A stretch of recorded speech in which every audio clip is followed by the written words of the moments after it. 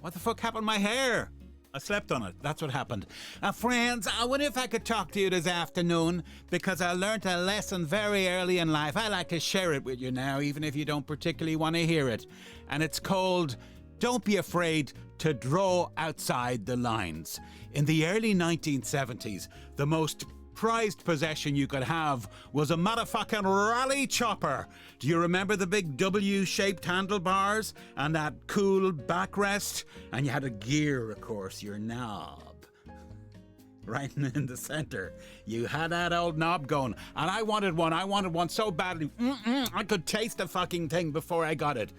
So in H. Williams, or H. Williams as they say on radio, there was a shop called that.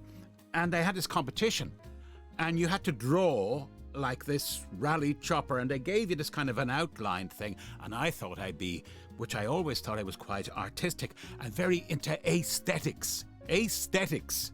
You should check out a book, by the way. It's called Adolf Hitler, the Far Right, and the Power of Aesthetics. Anyway, I was into my aesthetics. That was just a break for ads.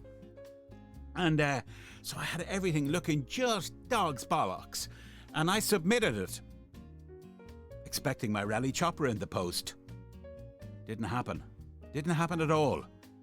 And a week or so later, I went by and I saw it slapped onto the window of H. Williams, the winners.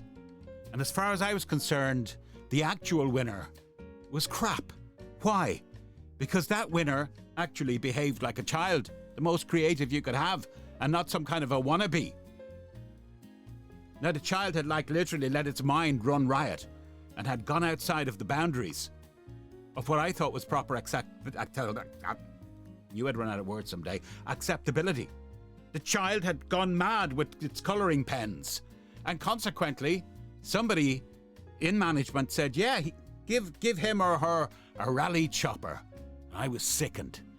But as I went through life and business, and even bits of radio here and there, I learnt I was going to stay outside of the lines. Didn't mean I was any less professional. In fact, I was mostly top of the pops in sales. I was always up there. But my approach to customers, of course, you have to read your customer. You can be a bit corporate-y if you have to be, but you can also relate to people on a human basis. So think outside of the little lines and just you be you. And you do your crazy stuff if you want to do your stuff. If that's not what you want to do, fine. But don't be afraid to deviate from the button-down bullshit that passes for business and broadcasting. When I say broadcasting, I'm talking format, format. That it's basically about sales format. It's about keeping the salespeople happy. Unfortunately, they sacrifice a lot of listeners at times. Of course, now with social media, who's really counting anymore? Because everybody's doing their own thing. But what I'm saying is, look, think outside of the boxes. That might be a bit 80s, but think outside of the lines. So now, you'll never get that 3 minutes, 31 seconds of your life back again. My friends, I think I'll piss off now and leave you all to eat fermenting cans of Javanese warthog spittle.